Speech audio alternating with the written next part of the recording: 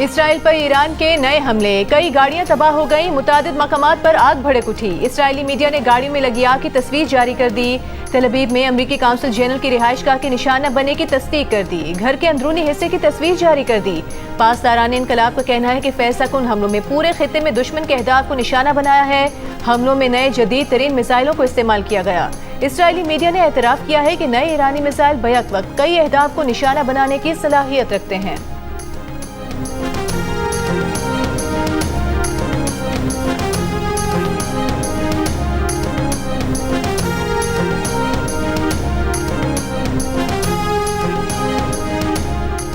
Iran के शहर Isfahan में अमरीकी और इसराइली मिसाइलों के हमले, 15 अफराद शहीद।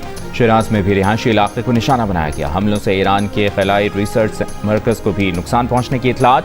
28 फरवरी से अब तक ईरान पर हमलों से शहदा की तादाद 1400 से तजावुज़ कर गई।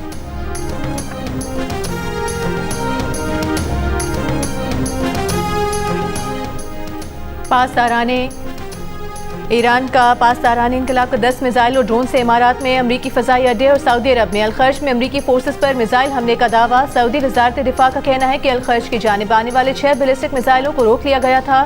कुवैत के बैनुल-अक़वामी हवाई अड्डे पर ड्रोन हमले में रेडार सिस्टम को नुकसान पहुंचा। सऊदी अरब ने 10 और कुवैत ने 5 ड्रोन तबाह कर दिए। बगदाद में अमरीकी फौजी अड्डे पर ड्रोन हमला, कॉम्प्लेक्स के बाहर बड़ी आग भड़क उठी। इराक के शहर अरबिल में ड्रोन हमले के बाद ऑयल रिफाइनरी में आग लग गई। लेबनान से हिज़्बुल्लाह ने इसराइल पर दर्जनों रॉकेट दाग दिए।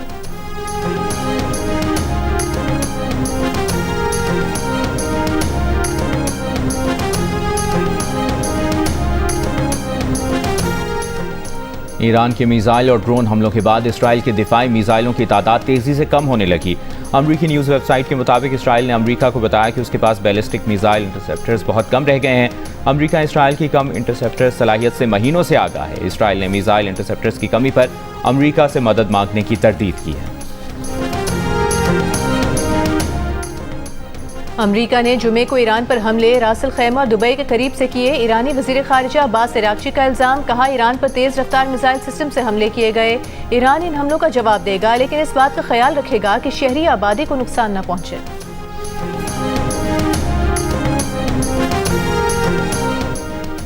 मुत्तहिदा अरब अमारात ने ईरान पर हमलों के लिए अपनी सरजमीन इस्तेमाल होने का इल्ज़ाम मुस्तरद कर दिया। कहा तेहरान की पॉलिसी कंफ्यूजन का शिकार है और इसमें जहानत नजर नहीं आती।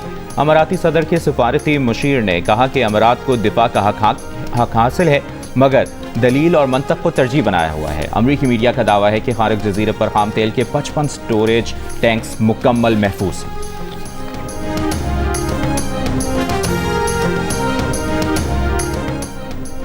इसराइली वज़ीर आज़म नेतन्याहू मंजरनामे से गायब। ईरान से जंग के दौरान प्रेस कॉन्फ्रेंस या वीडियो खिताब में नुमायां तौर पर नजर नहीं आए।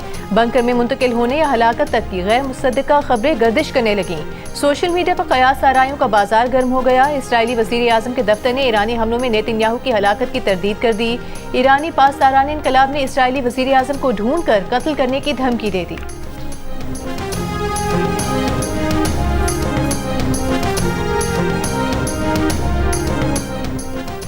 ईरान का अमरीका पर फॉल्स फ्लैग ऑपरेशन के लिए शाही ड्रोन्स की कॉपी इस्तेमाल करने का इल्ज़ाम। ईरानी मीडिया के मुताबिक ईरान ने इलाकाई ममालिक को अमरीकी फॉल्स फ्लैग ऑपरेशन से खबरदार कर दिया। ईरान की कौमी सलामती के मुशीर अली लारेजानी का कहना है कि सुना है एप्स्टीन टीम की वाक़यात ने 9/11 जैसा वाक़या करने और इल्ज़ाम ईरान पर लगाने की साजिश तैयार की है। ईरान बुनियादी तौर पर ऐसे दहशतगर्द मंसूबों का मुखालिफ है। ईरान की जंग अमरीकी अवाम के साथ नहीं है।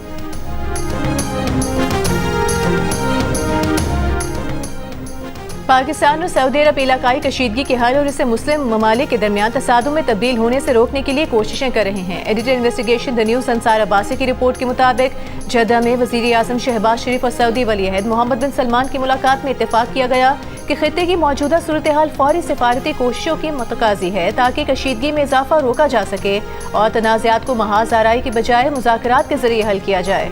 पाकिस्तानी क़यादत ने यह भी जोर दिया कि इस्लाम के मुक़द्दस तरीन मकामात के मुहाफ़िज़ की हैसियत से सऊदी अरब की खुसूसी अहमियत है और उनकी हिफाजत पाकिस्तान और उसकी फ़ौज के लिए इज्जत और जिम्मेदारी का मामला है।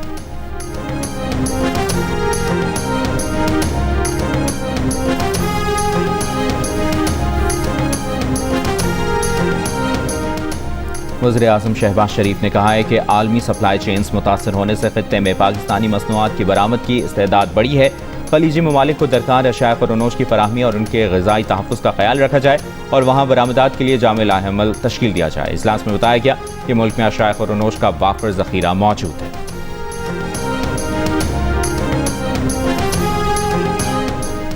मुल्क में पेट्रोलियम मसनूआत के ज़खायर इत्मीनान बख्श सतह पर हैं। रोजनामा जंग के नुमाइंदे मेहताब हैदर की रिपोर्ट के मुताबिक किल्लत से बचने के लिए हुकूमत ने खलीजी खिते से ईंधन के मुतबादिल फराहमी के इंतजाम कर लिए हैं। वज़ीर ख़जाना मोहम्मद औरंगज़ेब के ज़ेर सदारत इजलास में पेट्रोलियम ज़खायर, दरामदी इंतजाम और सप्लाई चेन का तफसीली जायजा लिया गया। हुकाम के मुताबिक खलीजी ममालिक से मज़ीद कार्गो भी रास्ते में है ताकि कौमी ज़खायर को मज़ीद मजबूत बनाया जा सके।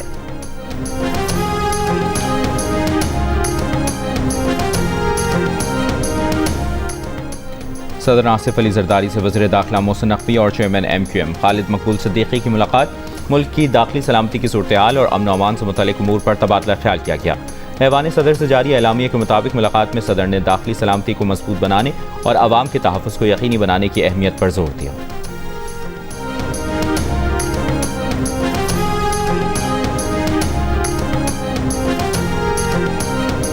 सिंध के नए गवर्नर निहाल हाशमी का वज़ीर आज़म यूथ प्रोग्राम सिंध लाने का ऐलान। प्रेस कॉन्फ्रेंस में कहा कि नवाज शरीफ ने तलबा के लिए जो इक़दाम किए वो यहाँ भी नजर आएंगे।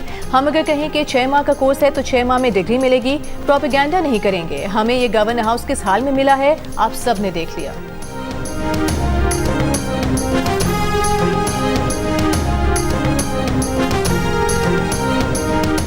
तर्जुमान शरीफ फैमिली ने जुनेद सफदर के वियाना जाने को झूठ करार दे दिया। कहा वो अपनी अहलिया के हमरा रायविंड में अपने घर पर हैं।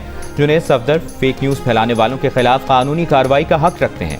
पंजाब की सीनियर वजीर मरियम औरंगजेब ने कहा कि हुकूमत पंजाब के सरकारी तैयारे से मुतालिक मन घड़त कहानियां फैलाई जा रही हैं। हुकूमत पंजाब ने फैसला किया है कि मुहिम के खिलाफ अदालतों से रुजू किया जाएगा।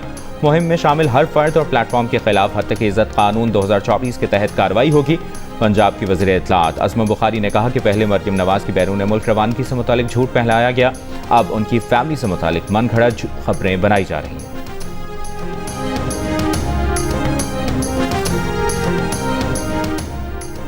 वज़ीर आज़म शहबाज शरीफ ने ईद उल फितर पर 2 छुट्टियों का ऐलान कर दिया। 20 और 21 मार्च को ईद उल फितर की छुट्टियां होंगी, नोटिफिकेशन जारी। नशरियाती इदारों को अवामी मफाद में काम करना चाहिए वरना वो अपने लाइसेंस खो सकते हैं। अमेरिका के फेडरल कम्युनिकेशन कमीशन के चेयरमैन ने कहा है कि जो नशरियाती इदारे खबरों को तोड़ मरोड़ कर या अफवाहों को चलाते हैं उनके पास लाइसेंस की तजदीद से पहले ठीक होने का एक मौका है। रास्ता बदलना उनके अपने हक में है क्योंकि मीडिया पर अवामी एतमाद 9% रह गया है। मीडिया पर एतमाद वापस लाना बहुत ज़रूरी है। बदलने का वक्त आ गया है।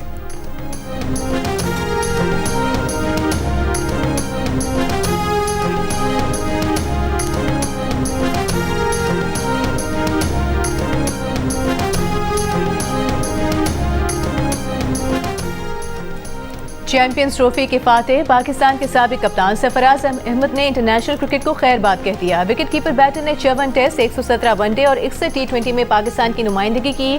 100 इंटरनेशनल मैचेस में कप्तानी भी की। इंटरनेशनल क्रिकेट से रिटायरमेंट के ऐलान के बाद पाकिस्तान क्रिकेट टीम के साबिक कप्तान सरफराज अहमद की पाकिस्तान क्रिकेट बोर्ड के चेयरमैन मोहसिन नकवी से मुलाकात। मोहसिन नकवी ने पाकिस्तान क्रिकेट के लिए सरफराज अहमद की खिदमत को सराहा और कहा कि पाकिस्तान क्रिकेट आपके तजुर्बे और सलाहियतों से इस्तिफादा जारी रखेगी।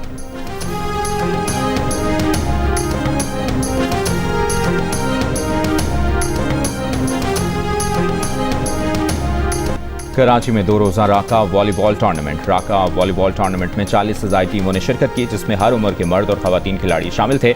इवेंट में शरीक प्लेयर्स का कहना था कि उन्होंने टूर्नामेंट खूब एंजॉय किया। कराची में रमज़ान सिर्फ क्रिकेट तक महदूद नहीं बल्कि यहाँ दीगर स्पोर्ट्स में भी ज़बरदस्त मुकाबले होते हैं।